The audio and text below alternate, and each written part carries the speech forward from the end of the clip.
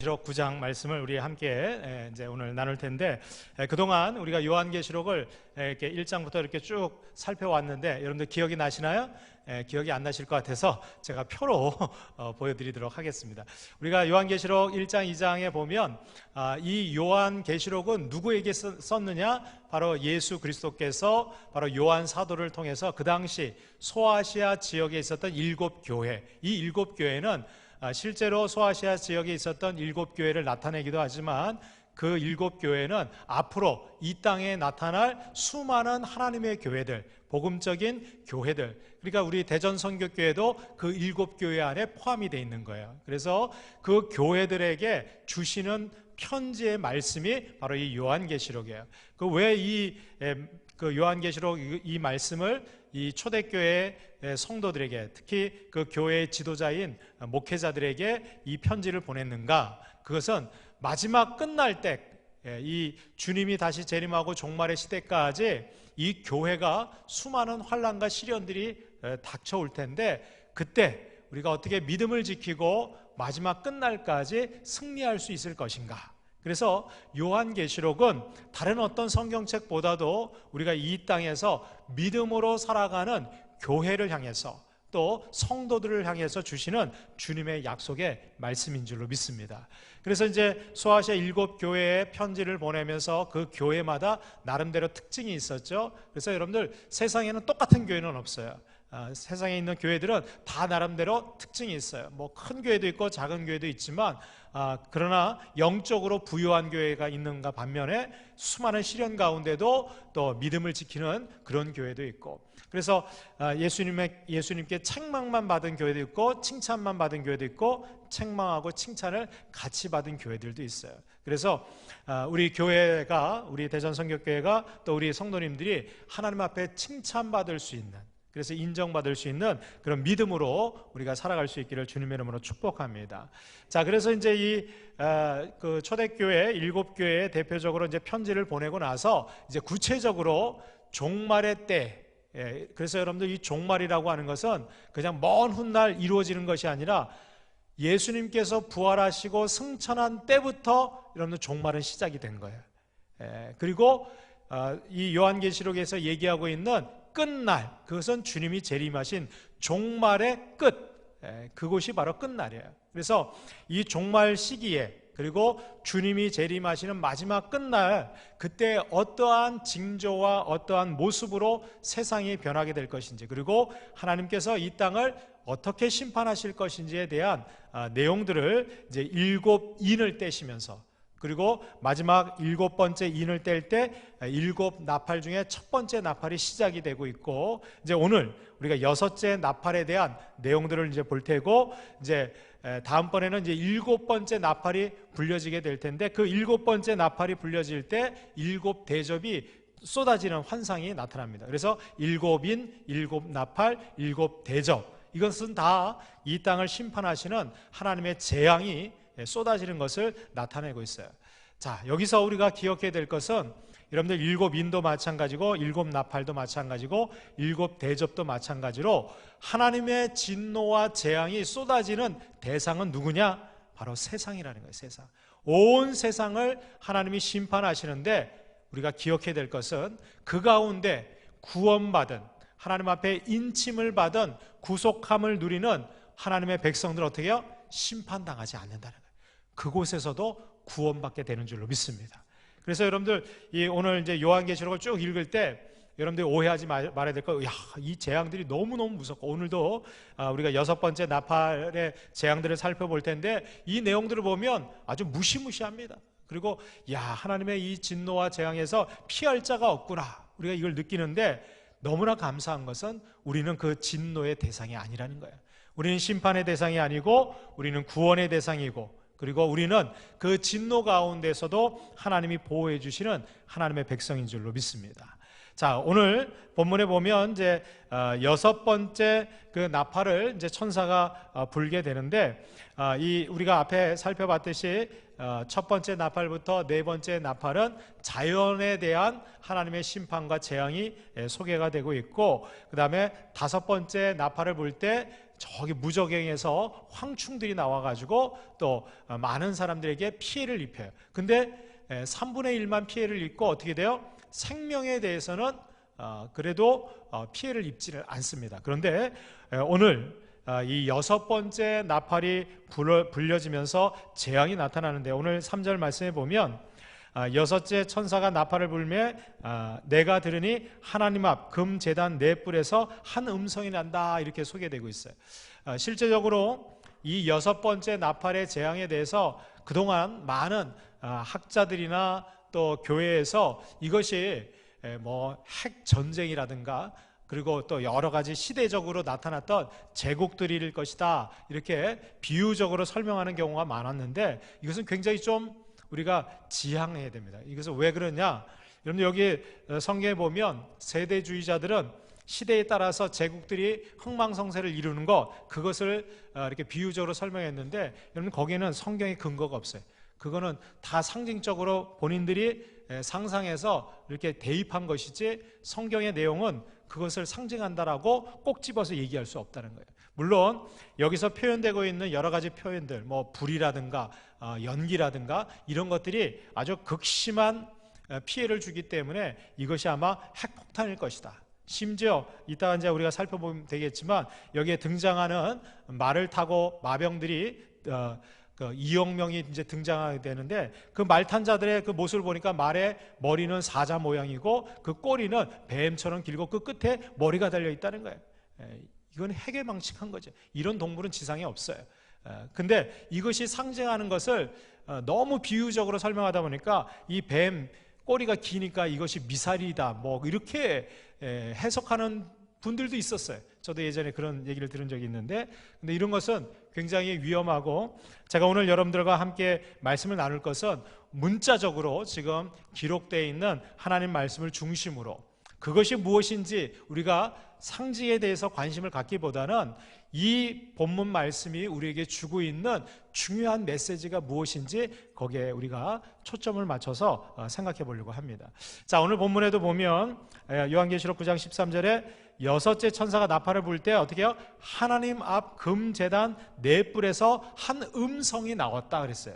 그러니까 여러분들 여기 얘기하는 하나님의 음성은 어디에서 나와요? 금 제단 네 뿔에서 나왔어요. 금 제단은 우리가 앞에서 살펴봤지만 하나님 앞에 우리 성도들이 기도했을 때 향을 올려드리는 그것이 바로 금 제단이에요. 그래서 여러분들 여기서 금 제단 네 뿔, 뿔이라고 하는 것은 권위와 권세를 상징하는 거거든요. 실제로 번제단 네 귀퉁이에는 뿔이 달려 있었습니다. 그래서 그 뿔을 붙잡은 자는 사형에 해당하는 사람도 어떻게 해요? 생명을 구원할 수 있는 구원의 능력이 되는 거예요. 그래서 우리가 예수님은 나의 뿔이시오 이렇게 고백하잖아요. 그것은 예수님은 나의 권세시고 구원해 주시는 능력이 되신다는 뜻이에요. 자, 그래서 이 금제단 네 뿔에서 한 음성이 나왔다는 것은 이 6번째 천사가 나팔을 부른 이 재앙은 이 땅에서 고난당하고 시련 가운데 있는 그리스도인들이 하나님 앞에 기도할 때 하나님께서 그 기도를 들으시고 어떻게 해요? 권세와 능력으로 우리에게 응답해 주시는 거예요. 그래서 여러분들 6번째 나팔의 재앙은 누구에게 임하는 거예요? 여러분들 우리 믿는 그리스도인들에게 주어지는 것이 아니라 이 세상에서 그리스도인들을 대적하고 그리스도인들을 수많은 환난과 핍박 가운데 두었던 세상의 대적자들을 향해서 하나님께서 어떻게 해요? 기도의 응답으로 심판과 재앙을 주고 있다는 거예요. 자, 오늘 본문에 보면 이 6째 나팔의 재앙이 임하게 되는데 그 특징들이 있습니다. 그 첫 번째는 바로 뭐냐? 악한 영들이 악인들을 죽인다는 거예요. 오늘 여기 6번째 나팔의 특징 중에 하나는 뭐냐? 3분의 1이 죽게 돼요. 여러분들 전 세계 인구 중에 3분의 1이 죽게 되는데 14절 15절에 보니까 나팔 가진 6째 천사에게 말하기를 큰 강 유브라데에 결박한 네 천사를 놓아주라 그래요. 유브라데 강에서 있는 결박되어 있는 네 천사를 놓아줘. 이 네 천사는 어떤 상태에 있었어요? 결박되어 있었다는 거예요. 그러니까 여러분들 결박되어 있는 천사는 우리가 어떻게 해석해요?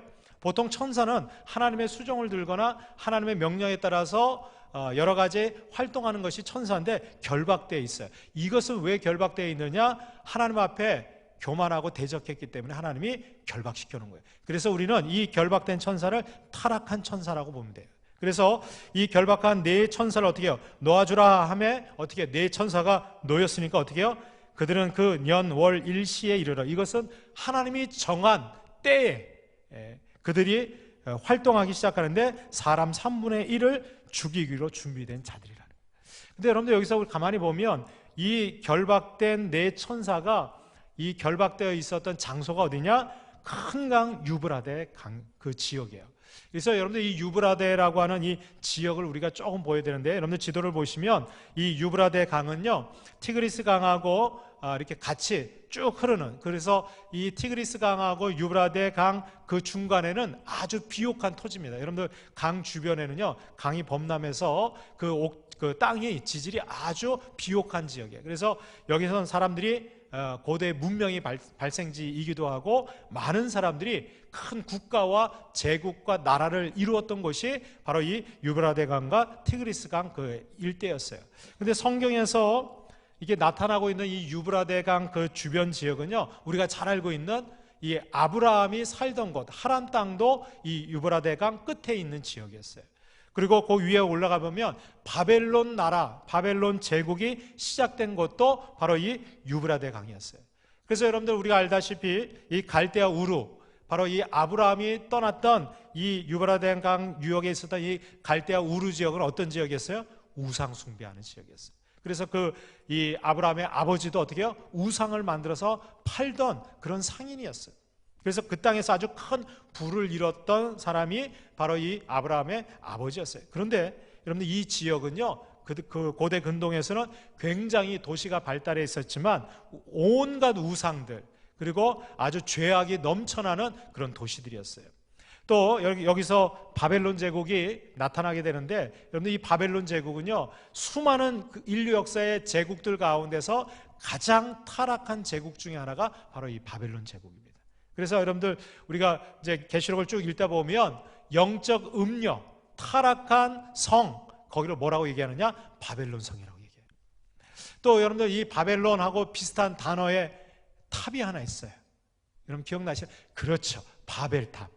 이 바벨탑도 지금 바벨론 지역이 왕성했던 이 유브라데 강 그 하구 지역에 지금도 가보면요 그 이라크라든가 그런 지역에 보면 지구라트라고 하는 그 고대 그 탑들이 지금도 남아 있어요. 여러분들 바로 이 바벨탑이 지어졌던 시날 평지 지역도 바로 이 유브라데 강 유역이었다는 거예요. 제가 왜 이렇게 여러 가지로 얘기하느냐?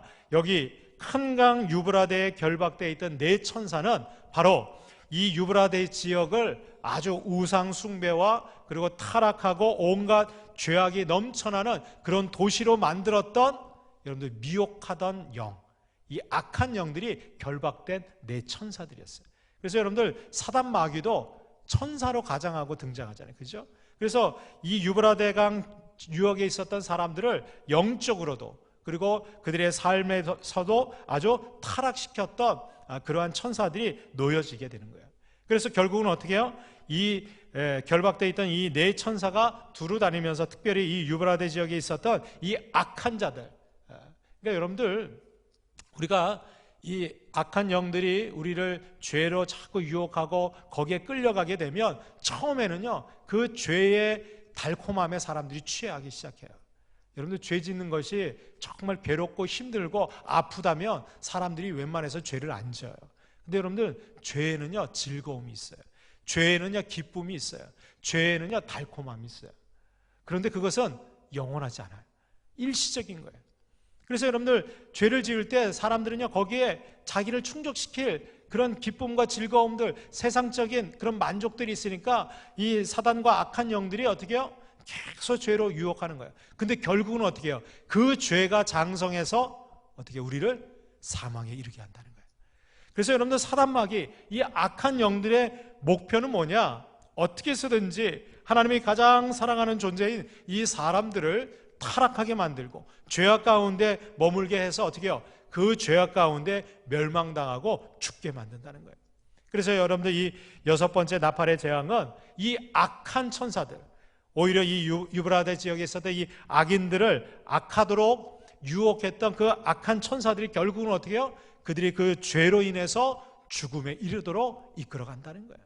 그러니까 여러분들 죄에 빠져버리게 되면, 죄의 유혹에 계속해서 젖어들게 되면 어떻게 해요? 나중에는 그 죄가 그 사람을 삼켜버리게 되는 거예요. 그 인생 자체를 잡아먹게 되는 거예요.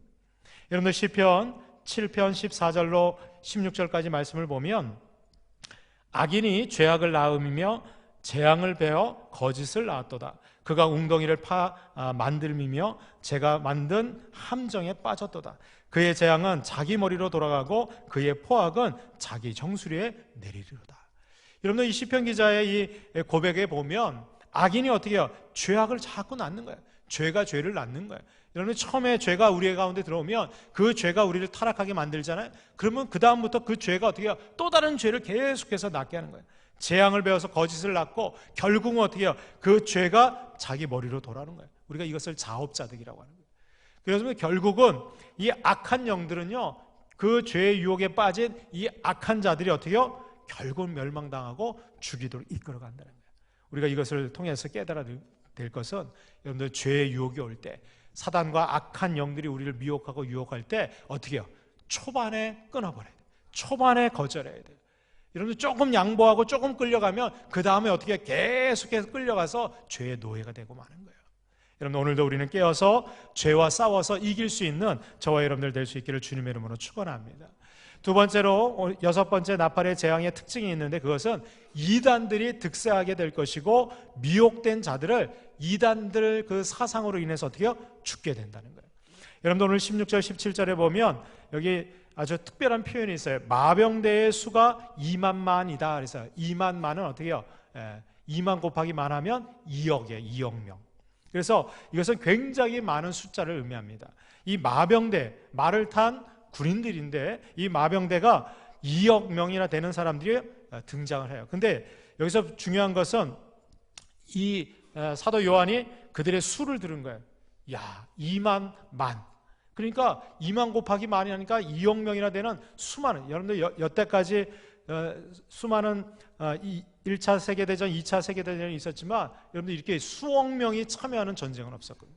그래서 많은 학자들은 2억 명이나 되는 병사들, 군사들이 참전하는 것을 볼 때 이것은 아마 3차 세계대전이 아닐까 이렇게 추정하는 것이 사실이에요. 그런데 저는 거기에 우리가 포커스를 맞출 것이 아니라, 그렇다면 이 2억 명이나 되는 수많은 이 마병들은 뭘 의미하느냐? 여러분들 여기서 얘기하는 것은, 여러분들 이 사람들이 바로 이단들이야. 온갖 이단 사상에 빠져서 어떻게 쓰든지 세상 사람들을 미혹시키려고 하는 사람들. 그래서 여기 오늘 17절에 보면 이 같은 환상 가운데 그 말들과 그 위에 탄 자들을 보니 표현을 하고 있어요. 불빛과 자줏빛과 유황빛, 호심경이 있었다. 여기서 보면 빛을 발하는데 그 빛이 어떻게 해요? 아주 다양한 색깔의 빛을 발하고 있어요. 또 말들의 머리는 어떻게 해요? 사자머리 같고 그 입에서는 불과 연기와 유황이 나오더라. 그러니까 여러분들 이 모양을 보면 말은 말처럼 생겨야지, 머리는 사자처럼 생기고, 이제 뒤에 보면 알지만 뒷꼬리는 어떻게 해요? 뱀처럼 생겼다는 거예요. 그리고 그 능력이 어디에서 나오느냐? 바로 그 입에서 나오는 거예요. 여기 요한계시록 9장 18절로 19절까지 보면 이 세 재앙, 곧 자기들의 입에서 나오는 불과 연기와 유황으로 말미암아 사람 3분의 1이 죽임을 당하리라. 이 말들의 힘은 입과 꼬리에 있으니 꼬리는 뱀 같고 또 꼬리에 머리가 있어 이것으로 해하더라. 그래서 중세시대 때는요, 요 9장 16절 이하에 있는 요 내용을 갖다가 많은 사람들이 그림으로 그려놨어요. 그래서 머리는 사자머리, 거기에 사람이 타고 있고 그 꼬리는 뱀으로 돼서 뱀 머리가 꼬리 끝에 있어요. 거기서 물어가지고 잡아먹는 거예요. 근데 여러분들 이걸 상상으로 이렇게 볼 때 이건 뭘 상징하느냐? 여러분들 이 말이 앞에 얼굴은 사자머리로 해서 거기서 불과 유황 그리고 여러 가지 불빛과 자줏빛 이렇게 나오잖아요. 이건 이단들이요, 가장하는 거야. 속이는 거야. 자기들을 포장하고 가리는 거야. 말의 본 모습을 보여주지 않고 어떻게 해요? 사자처럼 그럴듯하게 용맹스러운 것처럼 진리처럼 이렇게 보이면서 어떻게 해요? 그들의 입에서 쏟아져 나오는 게 뭐예요? 불과 연기와 유황이에요. 이 불과 연기와 유황은 재앙이기도 하지만 여러분들 불, 연기, 유황이 막 쏟아져 나오니까 어떻게 해요? 여러분들 연기가 자욱하고 불이 막 붙고 말이죠. 유황이 막 차올라 보세요. 사람들은요 분간할 수가 없는 거예요. 이게 뭐냐? 여러분들 이단들은요 온갖 사설을 통해서 그럴듯하게, 여러분들 이단이 뭐라고 그랬어요? 이가 달을 이자에다가 다는 끝단자예요. 겉으로 볼 때는 처음엔 비슷해요. 그런데 어떻게 해요? 막 혼잡하게 해가지고 자기들 정체를 안 드러내요. 여러분들 신천지가 그렇게 하잖아요. 자기 정체 드러내지 않고 추수꾼처럼 몰래 들어와가지고 말이죠, 탈을 쓴, 양의 탈을 쓴 이리처럼 들어와서 열심히 있는 것처럼 막 그렇게 해요. 근데 나중에 가보면 어떻게 해요? 그 꼬리는 뱀이에요, 뱀. 여러분들 말 꼬리가 말총으로 돼있지, 그게 꼬리가 뱀처럼 돼가지고 어떻게 해요? 그 끝에는 입이 있는 거예요. 여러분들 결국 이단들은요 끝에 가보면, 나중에 가보면 어떻게 해요? 사단을 상징하고 사단의 거짓된 교리를 가르치고, 그런데 여러분들 이 거짓된 교리, 잘못된 이 교리가 여러분들 이 미혹당한 영혼들을 죽이게 한다는 거예요. 여러분들 요한계시록 9장 19절에도 보면 이 말들의 힘은 입과 꼬리에 있으며 꼬리는 뱀 같고 그 또 꼬리에 머리가 있어 이것으로 해하더라 그랬어요. 여러분들 이 이단 사이비들의 가장 큰 특징이 뭐냐? 여러분들 그들의 말을 통해서 진리를 왜곡시키고 그리고 진리에서 떠나게 만든다는 거예요. 여러분들 놀라운 사실은 지금 기독교 인구는요 전체에 줄고 있는데, 여러분들 이단들은요 폭발적으로 성장하고 있어요. 이제 어느 때가 되면 어쩌면 이 2억 명이나 되는 것처럼 수많은 이단과 사입이 거짓 그런 교리들이요 진리보다도 더 많아질 수도 있어요. 여러분들 우리가 이것을 기억할 때, 여러분들 우리는 마지막 때에 무엇보다도 진리 가운데 분별하고 우리가 믿음 가운데 서 있어야 될 줄로 믿습니다. 지난 주간에도 보니까 여러분들 교회에 찾아다니면서 요즘요 이단들이 얼마나 많은지, 제가 지난주에 그 송천동에 나갔더니요 이제는요 그 신천지에서 말이죠 다 세워놓고 말이죠 거기서 몇 명이나 전도하고 있어. 포교 아주 이제 당당해요 이제. 여러분들 이럴 때일수록 진리로 무장한 하나님의 백성들이 여러분들 이 거짓 이단들과 싸워서 승리해야 될 줄로 믿습니다. 너무 감사한 것은 최근에 그 천안에 있는 기독교 연합회에서 신천지에다가 같이 대토론회를 하자, 성경 토론회를 하자, 신학 토론을 하자 하는데 거기서 거부했거든요. 근데 지난 주간에 보니까 포항에서도 기독연합회에서 정식으로 공문을 보내서 이 신천지한테 신학 토론할 것을 제안을 했어요. 근데 신천지에서 답이 없대. 내용 증명을 보내고 그래도 답이 없대. 왜냐? 여러분들 거짓과 이단은요 반드시 드러나게 돼 있어요.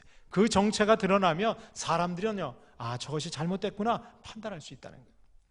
마지막 세 번째로 오늘 6번째 나팔의 재앙을 보면 여러분들 여기 아주 특징적인 내용이 있어요. 20절 21절에 보니까 회개하지 않고 끝까지 우상 숭배하는 자들이 남아있다는 거예요. 여러분들 이 재앙에 죽지 않고 남은 사람들은 손으로 행한 일을 회개하지 아니하고 오히려 여러 귀신과 또는 보거나 듣거나 다니거나 하지 못하는 금은동과 목석의 우상에게 절하고 또 그 살인과 복술과 음행과 도둑질을 회개하지 아니하더라 그랬어요. 여러분들 납득이 가지 않잖아요. 그죠? 지금 그 결박돼 있었던 네 천사에 의해서 악인들이 막 죽어나가고 3분의 1이 죽어나가고, 그리고 이 이단들의 미혹된 자들이 잘못된 이단 사상에 의해서 어떻게 해요? 심판당하고 죽어져 나가는 것을 직접 눈으로 보면서도 이 세상에 있는 사람들, 이 사람들은요 회개하지 않는다는 거예요. 여러분들 우리가 하나님의 백성이 되고 회개할 수 있는 것, 여러분들 이것이 하나님의 은혜인 줄로 믿습니다. 회개하는 자들에게는 구원의 은혜가 임함에도 불구하고 이 재앙 가운데 죽지 않고 남은 자들, 살아남은 자들도 어떻게 해요? 자신들이 손으로 행한 그 잘못된 악한 것들 회개하지 않는다는 거예요. 그리고 온갖 귀신과 그리고 잘못된 우상들에게 여전히 우상 숭배하고 절하고 끝까지 가는 거예요. 그래서 여러분들 결국은 어떻게 됩니까? 우리가 이제 그 뒤에 보면 알겠지만 이 남아서 첫 번째 3분의 1의 재앙 가운데 죽지 않았던 사람들 가운데서 어떻게 해요? 더 많은 사람들이 죽음의 자리에, 멸망의 자리에 떨어지고 만다는 거예요. 왜? 회개의 기회를 이들은 받아들이지 않았다는 거예요. 여러분들 기회가 있을 때 받아들여야지 그 기회를 놓쳐버리면 끝나버리고 마는 거예요. 왜 그렇습니까? 여러분들 우리가 살고 있는 이 세상 속에서도 이제는 죄를 지어도 죄에 대한 죄책감을 갖거나 내가 이렇게 살아서 안 되겠다 회개하고 돌이키는 것이 아니라 죄 짓는 것을 즐겨하고 죄 짓는 것을 자랑스럽게 여기는 사람이 있어요. 여러분들 최근에 그 화성 연쇄 살인범으로 이춘재라고 하는 범인이 자백을 하고 그 과거의 죄가들이 드러나고 있는데요. 이것도 참 대단해요. 정말 놀랄 일이 너무 많아요. 근데 최근에 미국에서요, 미국판 이춘재로 불리는 세뮤얼 리틀이라고 하는 죄수가 화제가 되고 있어요. 왜 화제가 되고 있냐? 이 세뮤얼 리틀이라고 하는 이 범죄자는요, 지금 나이가 79세예요. 감옥에 갇혀 있어요. 살인죄로 복역하고 있는데, 그가 그 감옥에 갇혀 있으면서 그동안 자신이 수십 년 동안 저질렀던 살인죄들을 고백을 했는데 무려 몇 건이냐? 93건. 별로 놀라지도 않아. 평생 살아오면서 93명을 자기가 죽인 것을, 살해했던 것을 고백을 했어요. 자백을 했어요. 더군다나 이 사람이요, 그림을 그리는 재능이 있어서 자기가 몇십 년 전에 죽인 사람 그 여성들을 갖다가 다 그림으로 그려가지고 남겨놨어요. 근데 조사해 봤더니 지금까지 확인된 것 중에 최소한 50건이 사실인 걸로 드러났어요. 근데 너무 놀라운 것은 그동안 이게 미제 사건으로 그 경찰들이나 이런 사람들이 별로 관심을 갖지 않았어요. 왜? 피해 여성들이 대부분 가난하고 좀 어렵고 이렇게 힘든 사람들이에요. 그래서 수많은 그런 여성들을 이렇게 살해하고 죽였는데, 그가 이렇게 그 인터뷰를 하면서 그 인터뷰 영상을 찍은 모습을 보니까 전혀 죄책감이 없어. 그리고 검사한테 마치 자기가 그동안 저지른 그 살인 행각들을 갖다가 경찰들도 몰랐고 주변에 있는 사람 아무도 몰랐다는 것을 마치 자랑하듯이 막 웃으면서 말이죠. 그러고 자랑하는 거예요. 죄책감이 없는 거 전혀. 그래서 그 기자가 그 인터뷰하는 이 리드를 향해서 이렇게 질문을 했다라고 그러죠. 신이 두렵지 않냐 말이죠. 당신이 이렇게 살인죄를 갖다 끔찍한 살인을 93건이나 이렇게 저지르고 그 피해자에 대해서 미안한 마음도 안 드냐 말이죠. 나중에 신 앞에 서면 두렵지 않냐고. 그랬더니 뭐라고 얘기했느냐? 두렵지 않다는 거야. 왜? 신이 나를 이렇게 만들었는데 내가 신에게 용서를 구해야 하는가? 이렇게 대답했다는 거예요. 여러분들, 이런 사람들이 누구예요? 양심에 화인 맞은 사람. 아무리 끔찍한 죄악을 저지르고도 그 죄에 대해서 죄책감이 없고 회개할 마음이 없는 거, 너무 안타까운 거예요. 근데 여러분들, 이런 사람이 이 리더를 한 사람뿐이겠어요? 우리 주변에는 없습니까? 우리의 마음속엔 그런 것이 없습니까? 여러분들, 디모데전서 4장 1절 2절에 보니까 성령이 밝히 말씀하시기를 후일에 어떤 사람들이 믿음에서 떠나 미혹하는 영과 귀신의 가르침을 따르리라 하셨으니 자기 양심이 화인에 맞아서 외식함으로 거짓말하는 자들이라.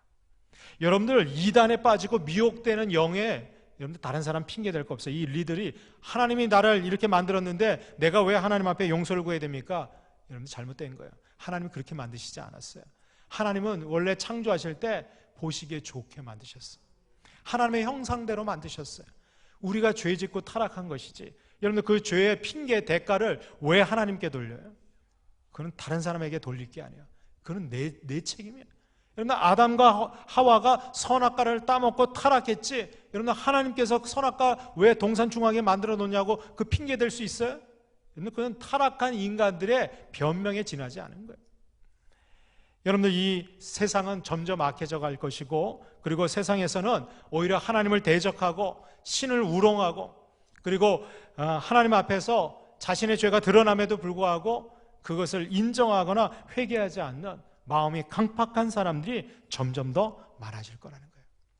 여러분, 오늘 이 말씀을 기억하면서 오늘도 저와 여러분들은 하나님 앞에 두렵고 떨리는 마음으로 나아가야 될 줄을 믿습니다.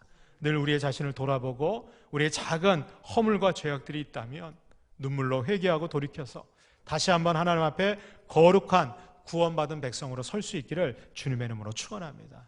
그래서 마지막 때 이 재앙들이 이 땅 가운데 임할 때 구원받는 하나님의 백성들 다 될 수 있기를 주님의 이름으로 축원합니다. 기도하겠습니다.